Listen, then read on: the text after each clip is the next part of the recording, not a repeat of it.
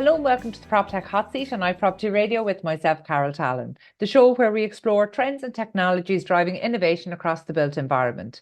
This show is brought to you in partnership with Proptech Ireland, the hub for innovators, investors, and indeed for industry leaders. And today I'm delighted to be joined by Mark Duffy, founder of Dwellr. Mark, you're very welcome. Thank you for joining us. Very happy to be here. So Dwellr, some people might be aware of it, spelt D-W-E-L-L-R, for anybody who's curious. And from the time the website launched, there was a bit of excitement, maybe a bit of hope, almost maybe light at the end of the tunnel for people. And today I'd love to explore if that is indeed the case. So, Mark, you might just explain for people listening in who haven't seen any of the literature, who haven't heard of Dwellr before, what is the central idea? Okay. It started with two of my kids. I come from a Swedish-Irish family, and to their surprise and mine, when they decided to come back to Ireland from Sweden, they went to a bank, and the bank said they needed a 20 to 25% down payment. And the next bank said the same. This was about a year ago. And myself and a group of like-minded people said, well, there's something wrong about this, and we need to scratch a bit more. So Jack and Amy, the product became known as for obvious reasons. So when we scratched more and more, we started to find that while the narrative in Ireland is correctly mainly about the supply side, there's also a demand side. And by that I mean, and the RTB have demonstrated this recently, there are hundreds and thousands of Jack and Amy's either coming back, they're Irish, they were born in Ireland, they've been suddenly promoted into tech industry, they get big salaries, but they don't have the dreaded down payment, and they want immediacy. So what we decided to do with Dwellr was to set up a company combined with bankers, property people, and tech people to see how we could resolve that problem. And the problem again was all about how could we turn Jack and Amy into cash purchasers so that if they're renting a property, the landlord and agent currently don't want to talk to them because they probably don't think they can get a mortgage. But if they suddenly saw that they were part of Dwellr and that Dwellr was providing agents and landlords with repeating Jack and Amy's as cash buyers, everybody wanted to talk to a cash buyer. And that's, Carol, what's at the heart of Dwellr. Is this symptomatic of our rental crisis? I think it is, but I also think it's everybody again is looking at it from a property construction supply point of view. Surprise, surprise, I look at it from a banker's perspective. And if you think of it, in a generation, very little has changed in the mortgage offering in Ireland. And I'd argue that that mortgage offering hasn't kept pace with the new generations, particularly the sizable amount of immigration. So what banks want to do is they want to give you a mortgage for 20, 25 years and you pay a 10% deposit and that's it. But there's far more in these groups than it's not everybody. It's about 1 in 5 people in Ireland, we believe, should own a home but don't. And what the RTB found recently, they did a very interesting piece of research and they identified that there was 177,000 Jack and Amy's where the landlord would sell to them. But the problem, they couldn't get a mortgage. Why? They couldn't get it. They couldn't come up with the down payment. But they did realize these aren't low earners. These are approaching mid-size earners. And what they want is they want a bit of time to get there. And, you know, the car leasing business has done it for a generation. But surprisingly, the mortgage industry, and it's probably because of the financial crisis, hasn't caught up or hasn't copped the problem. And Dwellr is very simple. It's like a pre-mortgage product, Carol, that gives people like Jack and Amy a bit of time to get there. Mark, I am so delighted that I'm talking to you today. And I'm really glad that you're coming from a financial services background, because actually for the last number of years, I have been saying that mortgages are broken. I think they're bad products. I think if mortgages didn't exist and we sat down today with the buyers or would-be buyers that we have and the supply that we have and said, right, how can we connect these two in a way that's sustainable for both sides? I don't believe at all we'd come up with a product that looks anything like our modern day mortgage. And in fact, through Proptech Ireland, we meet startups who are looking to innovate all the time. And whenever people come to us and say, we're going to innovate mortgages, I get so excited. We give them free mentoring. I get so excited. And then at some point in the first meeting, they'll say, they will essentially admit that, no, we want to streamline the process of applying within the current guidelines that we have. And to me, that's almost enabling the problem. But I'm coming at this from somebody who has no knowledge, no technical knowledge of mortgages beyond being a consumer and a watcher. So actually, when you say it to me, coming from a background from a financial services, that actually gives me hope that actually, if people who have, who maybe understand the structure, say mortgages are a broken product, they're not what we would design today, that genuinely gives me a lot of hope.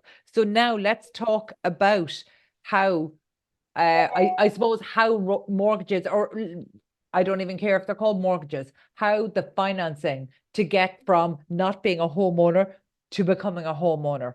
How can we make that happen for people? So I think the first thing is, we're not a bank and we're not a mortgage provider. We've seen how this works in the west coast of the States and in certain European countries. And we're also not the only one. A number of other companies have come in. Homely are one of them. And they're different variations of the same model. So there's something starting here, Carol, in the marketplace. It's not just that we're the sharpest knives in the drawer. There's a lot of other people. So hopefully that will be a catalyst to change. So how does it work? So Jack and Amy might be a tenant in a flat in Broadstone, and the landlord wants out. And we know how many landlords have wanted or do want to get out of the marketplace, and he's trapped. And Jack and Amy have the problem that they've recently had increases in their incomes, so they can afford a mortgage, but they can't get the down payment. They need that down payment. So the landlord's not going to talk to them. So what happens is they come into us. So what we did was we wanted to test the market. So we needed to validate that there was a demand for it, that people were as excited as you've expressed earlier. And we needed to do that for ourselves, but critically for our funders. So we teamed up with myhome.ie because they had lots of clicks, and we realized that the solution had to be digital. And we brought in some very good techie people who had experience of this in the marketplace, okay? And what we did was we arranged what's known as a painted door. It sounds suspicious, but it's typically, we set up a website with My Home. They hosted it. So when you clicked in for a period of 6 to 7 weeks in their site, you get the standard mortgage option. And also, we're working with Dwellr to test this, and we want to get your interest. So I can't tell you because it's commercially sensitive, but we were blown away with the number of Jack and Amy's who, if you think of it, gave their sensitive information. It was like doing a bank underwrite to people they didn't know. I was the only person that could go out media-wise. And again, we were blown away with the response, even though it was behind paywalls. And that told us it was a hell of a lot. Sorry, Mark, I don't interrupt you there, but just, you had mentioned the stat of, you believe that 1 in 5 in Ireland should own a home, but don't or can't. Is that where that stat came from? Yeah, it came from there, but it also came from, say, for instance, the RTB stating there's 177,000. I believe there's a lot more.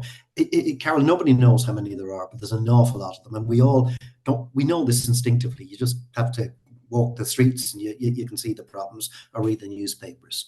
So we tested this with My Home, and we got, I can give you a sense of numbers on it. We achieved our 2 years of annual projections in 7 weeks. 2 years and 7 weeks.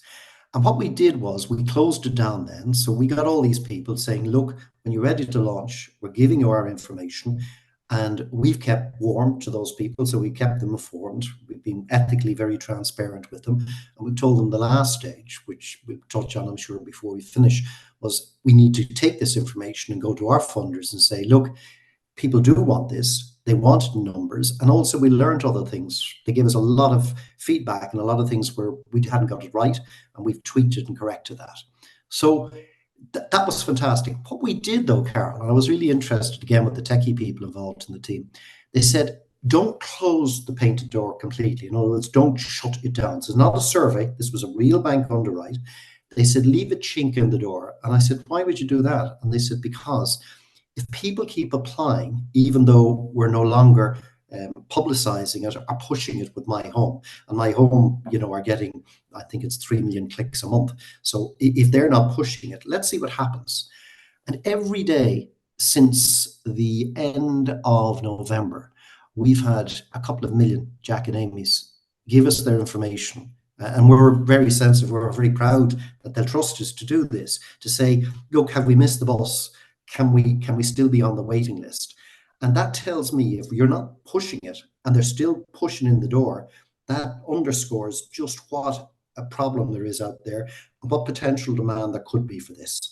I'm conscious that while I want to talk about the offering, this is a PropTech show as well. So there's startups, scaling companies at various stages. And I think outside of the market validation that you're doing there, that's a really interesting approach. And it's one that Daniel Priestley has spoken out about quite a lot. And maybe if there are people who are in the PropTech and construction space and they're wondering how to test, is there a market there? The waiting list concept is maybe something, if you're intrigued by that, if you're curious about it, go do some research. And I recommend Daniel Priestley as one of the people who talks about this very well. But just because I know there will be startups in a similar stage saying they're huge numbers, if we had access to that kind of insight, that almost immediate feedback, that would really help us shape our offering. So can we take a step back and actually explain how the offering works? So, right, there's a market for it. To be fair, that feels a little bit like shooting fish in a barrel. People are very frustrated with the property market at the moment. And I asked at the top of the show if your offering was almost in response to the rental crisis. And we can see whether it was or it wasn't. The rental crisis is keeping people in a situation where they will need Dwellr. And that's not likely to go away. You mentioned that you think the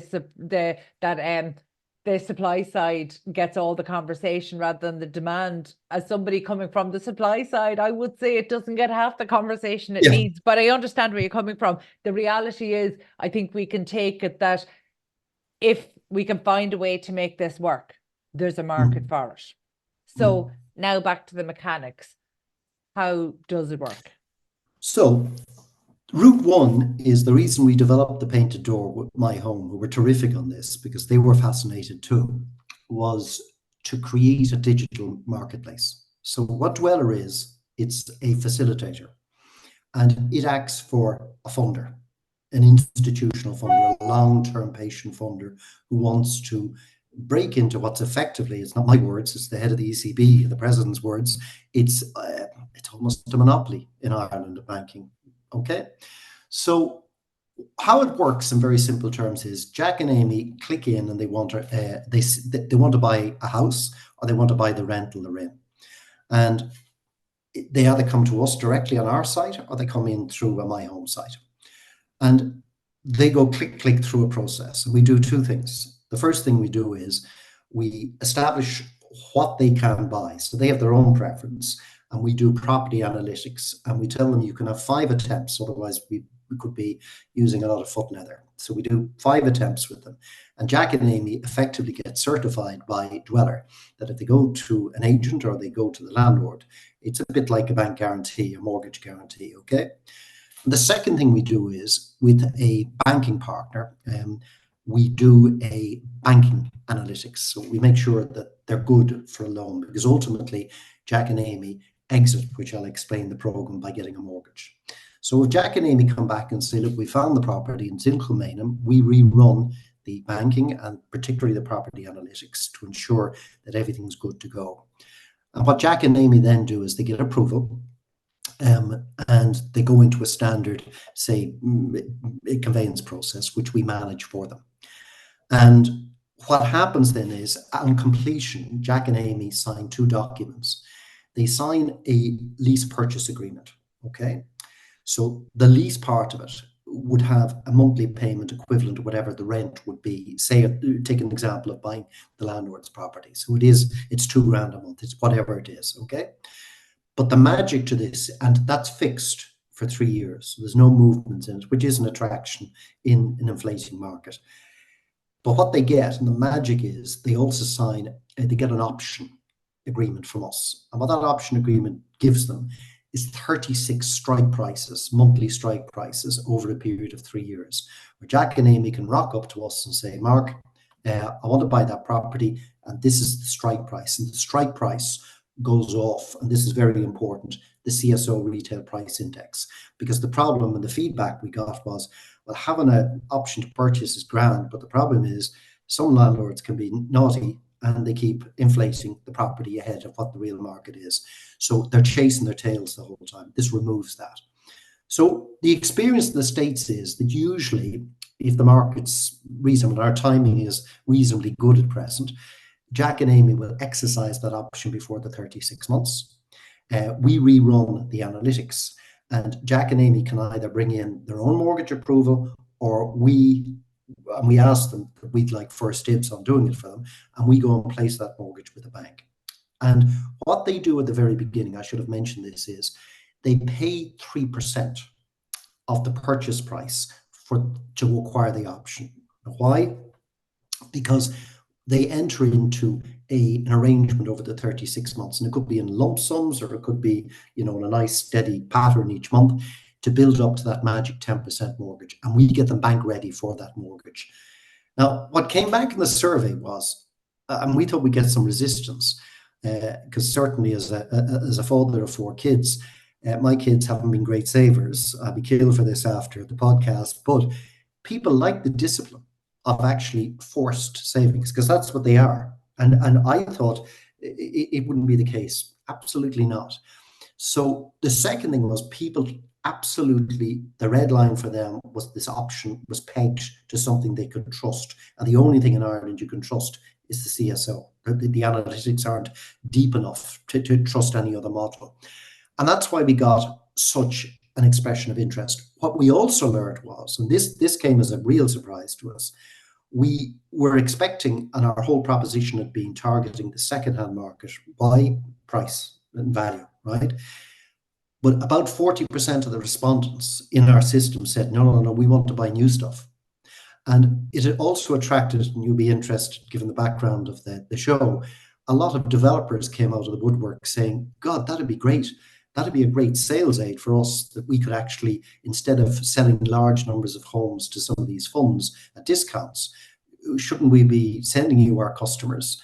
And then we had several financial institutions come to us saying, you must relate to this. Everybody hates declining somebody for a mortgage. And once you do it, you're lost, because the bank or the financial institution, the worst.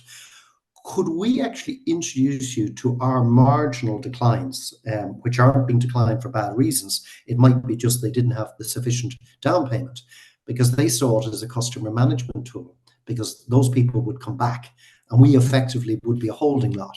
So a lot of very interesting things, Carol, came out. It's a very sophisticated audience. I've always felt this since my banking days, the Irish mortgage market. But it told us that absolutely the problem in Ireland is about supply. But this is the forgotten bit. And while it doesn't produce one new home on the second-hand side, it allows people to get on the property ladder. And, arguably, and I'll finish on this because I rant on this, the state should have done this. The state should be promoting. This is a state scheme. And while we're very happy to initiate this, and we did go to the state just didn't want to talk about anything that wasn't supply driven. And I think you need to look at both sides. I think there's an imbalance in the response at present.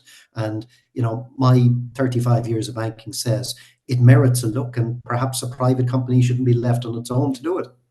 Yeah, Mark, there's so much of what you've said there that I find really interesting. Let's start with what you described as an effective mortgage monopoly in Ireland. The reality is, last year we had a mortgage specialist on the show talk us through the stats that showed Ireland is a contracting mortgage market in terms of competition. Now, that's does that come down to the regulator keeping new entrants out? Does it come down to the size of the market being simply too small for big players to be bothered with? Like, what's keeping Ireland's mortgage market at such a small scale? Yeah, I think it's a very big question, and my history. I'm no lover of banks. I've always been the challenger.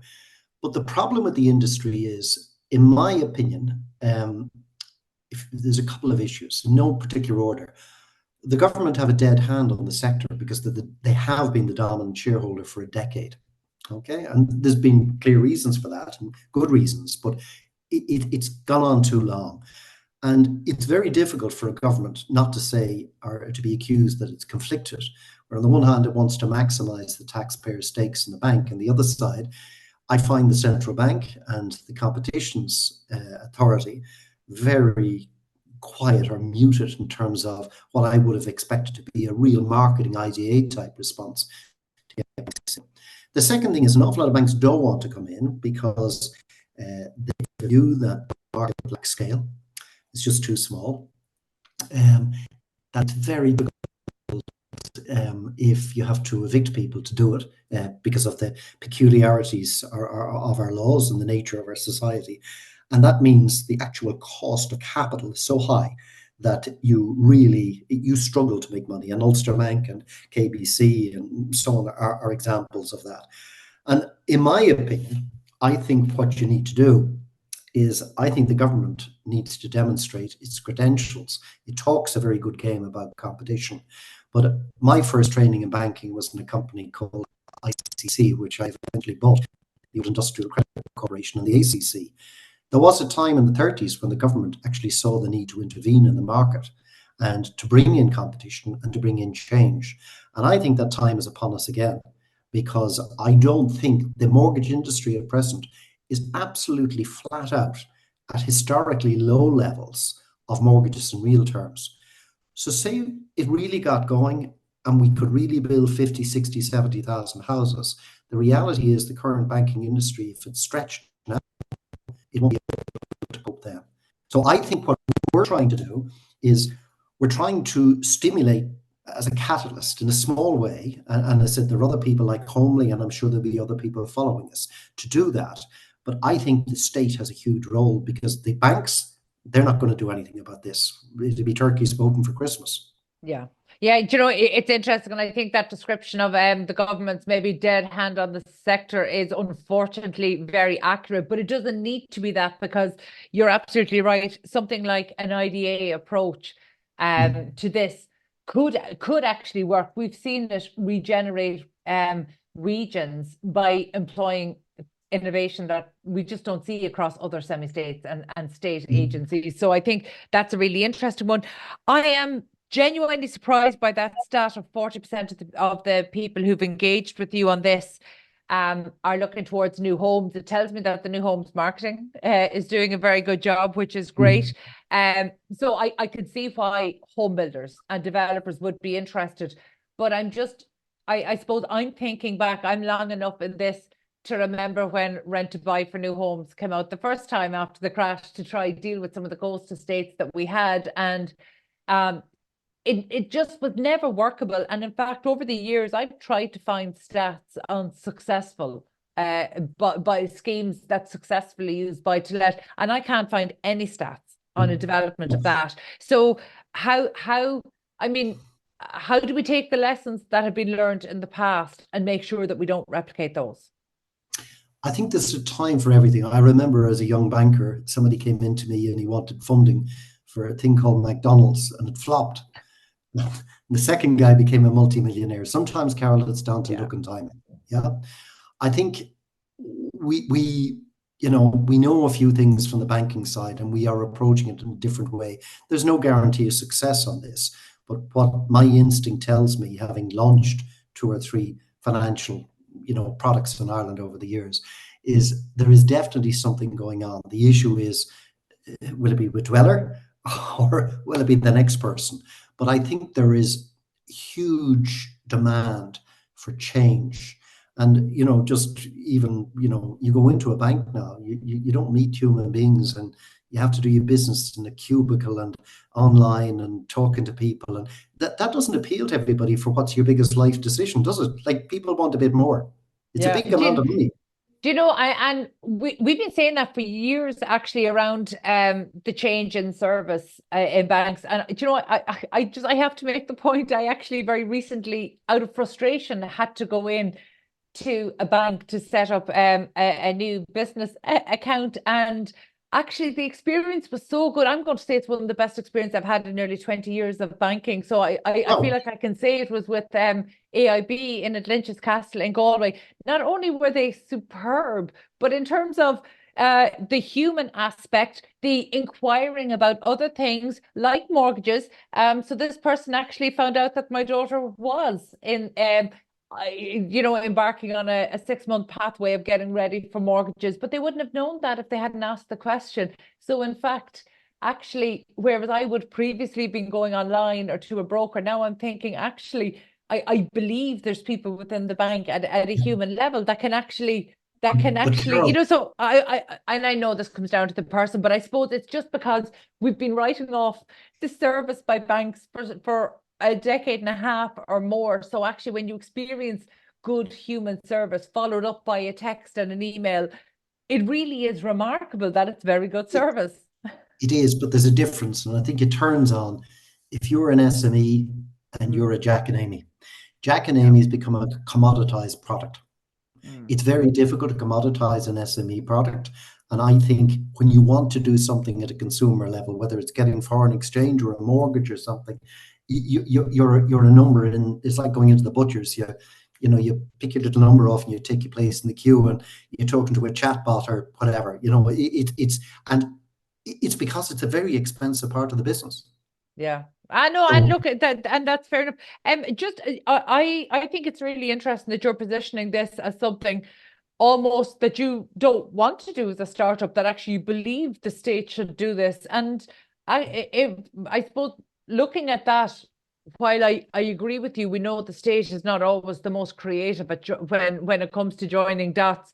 On the other side of it, I suppose if I was to put this to somebody maybe within the housing department, I wonder, would they say to me, well, actually, we do a version of this through our shared equity, and that might be what they would say.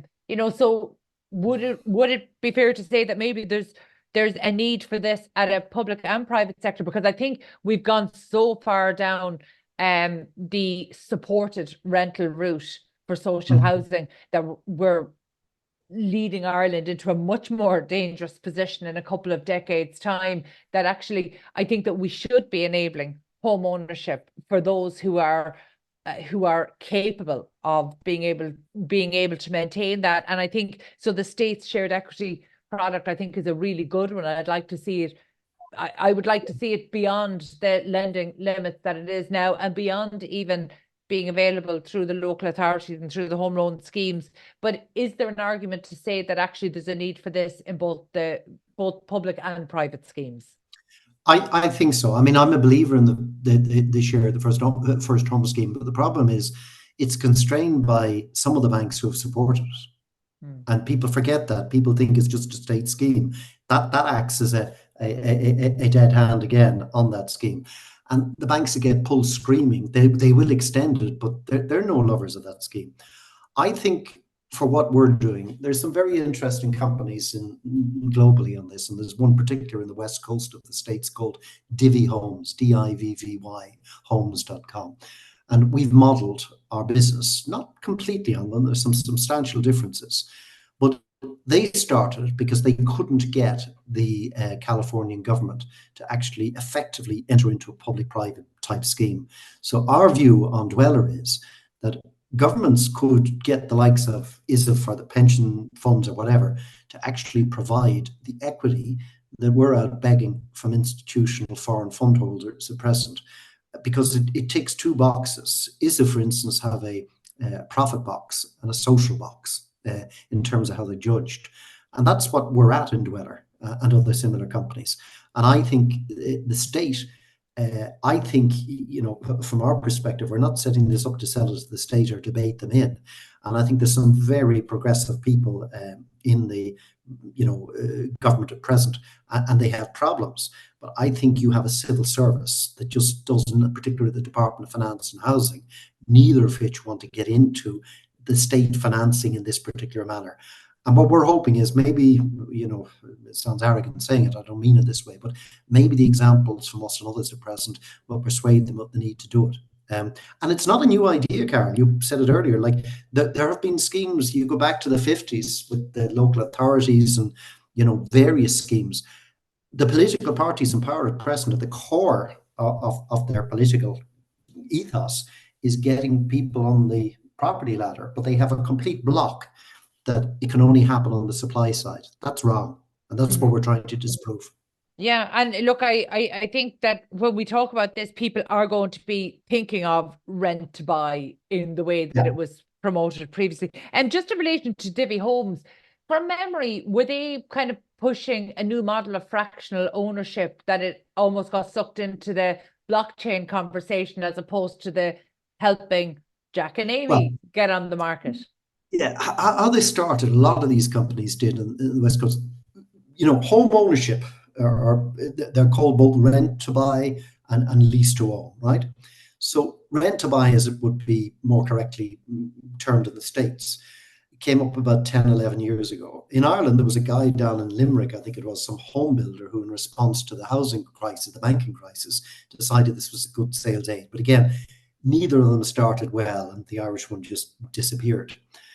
In the States, Divvy was born out of a number of tech companies. Surprise, surprise, finding that it was very difficult to house their really important immigrant staff members in particular. So people coming from Indian subcontinent and so on. So what they started doing was the shareholders of these tech companies set up companies like Divvy, which were quite different from the first generation of these companies, which is set up on the East Coast. And they effectively were providing ownership as a sort of employment attraction to somebody coming from Israel or India or somewhere where, they obviously hadn't got a foot or hadn't got a chance to get the property ladder. And then what happened was the tech companies, as this grew, started to realize, well, this is inappropriate use of our capital. Our capital should be directed towards tech, not buying housing. And these companies spun off from the tech companies. And then in Europe, there are quite a few companies, mainly in Spain and Italy, and they've spun off because of the tourist industry. So people had got timeshares or they had rentals and so on. And it was a solution to a problem, as distinct from in the States, it was a solution to an employment problem. So if I look at Dublin, I see many, you heard Ryanair last week, many of the tech companies are forward funding apartment developments, as you know, and housing developments and subsidizing their staff. That's all daft.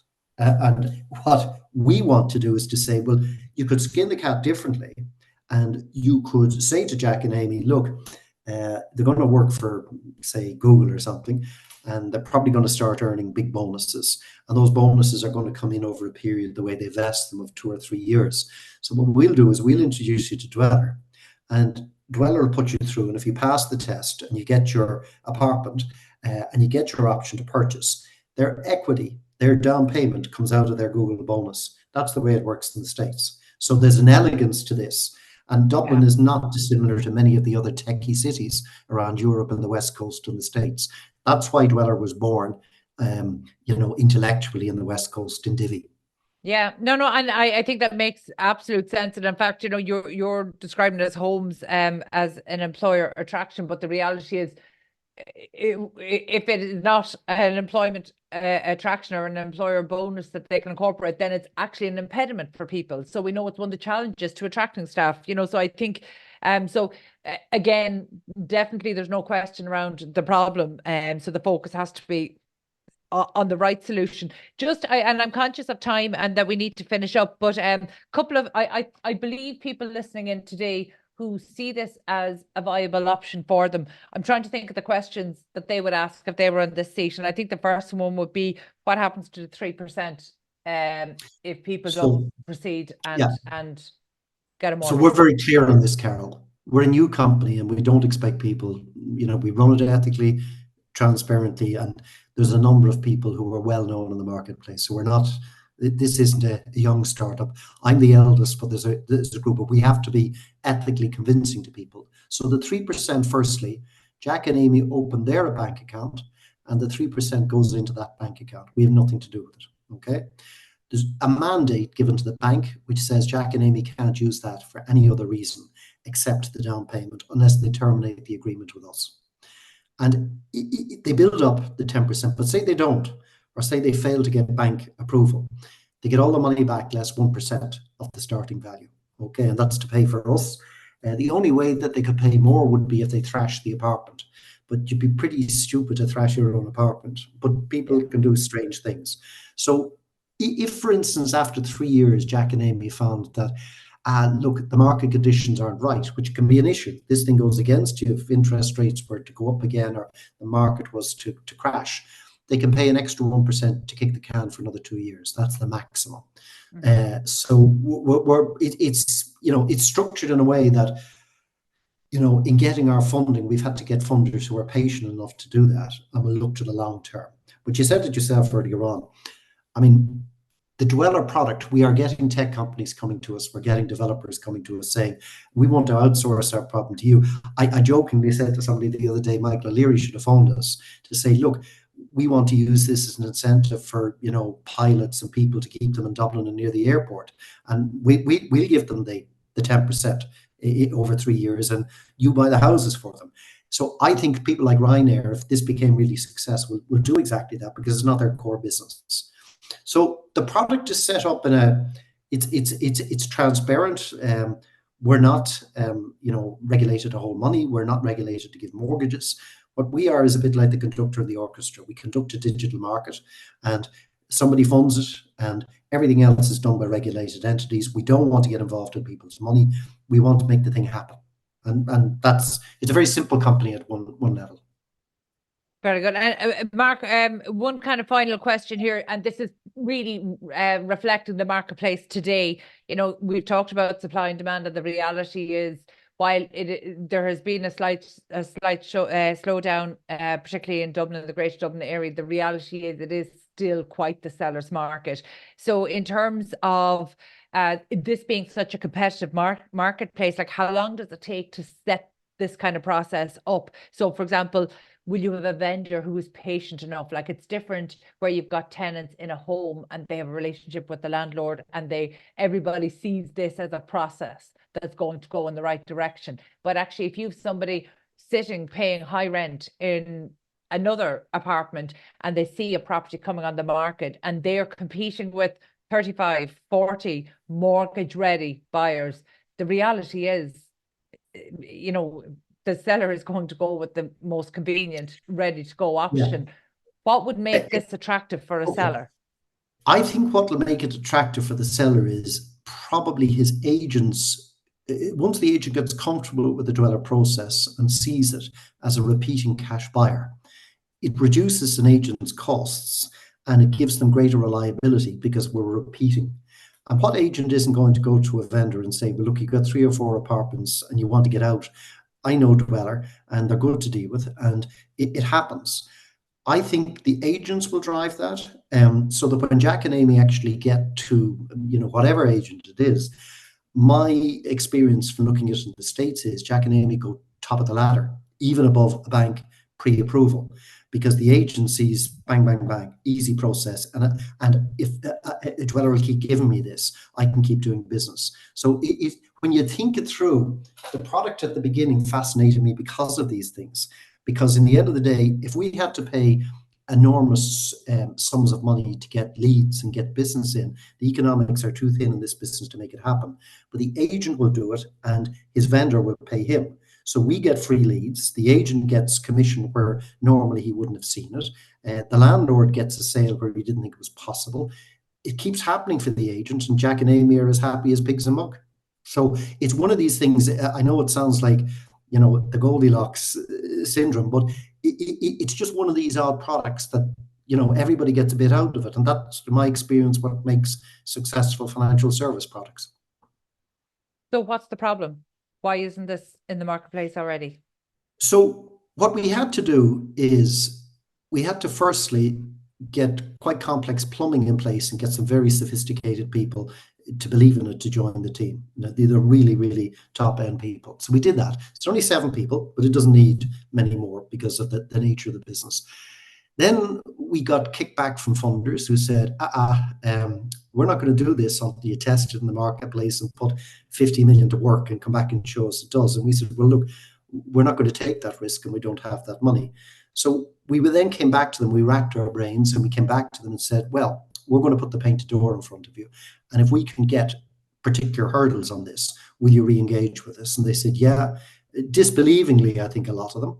And when we came back and showed them that we could have real scale in Ireland, which go back to the earlier problem of lack of banking, we could put real scale in front of them, bank-like scale, suddenly we got their attention. So what we've been doing for the last 6 weeks is we've been going back to the institutions, because not everybody will finance this. You need a particular type of long-term pension mindset funder. And we've been getting excellent engagement, but it takes 3-4 months to do this. And our job is to keep the Jack and Amy's who have successfully passed the painted door program, to keep them happy, to keep them comfortable, to explain to them the transparency. We would hope in the next few months that when we get the green light from our preferred funder, and we have a lot of the funding already arranged, that we then want to go back in and say we had 1,000 Jack and Amy's, okay? If we got 250, 300 of them, because people are impatient, naturally impatient, if we could convert them, happy days. And then we just keep doing it and doing it. The risk is that it's a very difficult thing to sell a new product on a startup in any marketplace. And part of the reason that the banking is driving this at this stage rather than the property in our business is we've done this before, but there's no certainties, Carol. But we're quietly confident. We wouldn't, well, frankly, we wouldn't be putting ourselves in the show or putting ourselves about if we didn't feel that we had a reasonable chance of putting the ball in the net. And I suppose final question, Mark, do you expect, all going well, that you could have a set of would-be home buyers through the process in 2024? Yes, we would hope. Success to us would be that in the first half of 24, that we would get our financing in place, complete out the plumbing, as I call it, and the staffing, and then go back to the Jack and Amy's in the painted door and say, look, we're now funded. Put them through the process to make sure nothing's changed, and then convert those people into cash buyers. And then we would work with our partners in, My Home and on our direct website to promote it more and to push it more, because we really haven't marketed it. And you were flattering with your knowledge of it beforehand and the reaction it created. If we can do that for buttons, well, then if we're properly funded and we're pushing the marketing, well, I believe a lot more is possible. You talk about the painted door, but I think when you're leading to a solution, when that door leads to a solution to a problem that is so almost universal, the people who are able to sail through the mortgage process are a tiny minority of people who could get to the mortgage process. So I know there are some that go through with difficulty, some who prepare kind of a journey for themselves on it. But the reality is, it is best for Ireland if we can stop the slowdown in our rates of home ownership, and they've been slowing progressively. And I don't believe there's an appreciation of what generations in receipt of social housing would be like for the future of Ireland. So actually, for me, I don't believe this comes down to an ideological thing at all. I think it is empowering to help people have their own home when they're in a position to stay in that home over their lifetime. And it's something that we would very much support. So, Mark, I'm genuinely excited to see Dwellr come into the Irish marketplace, because I don't believe that a company that starts elsewhere in the world would see Ireland as an attractive proposition because of the regulatory issues that we have and because of the small scale. So this needed an Irish solution. So from that point of view, I very much welcome it, and I look forward to watching you and the team progress. Thank you so much for taking the time to take us through the Dwellr proposition, and the website is up there. And again, it's Dwellr for anybody who's curious. I absolutely recommend that you take a look at the information there, because again, it is a potential solution to what is a very, very real problem. Thank you so much. That was Mark Duffy, founder of Dwellr. My thanks to producer Katie Tallon and to the audio team at Hear Me Roar Media. Before we go, just a special word of thanks to our sponsor, Proptech Ireland, for supporting the podcast and for making these conversations possible. And thank you indeed for tuning in. We'll catch you on the next episode of the Proptech Hot Seat. In the meantime, please be sure to check out all of the other Irish and international real estate and construction shows here on iPropertyRadio.com.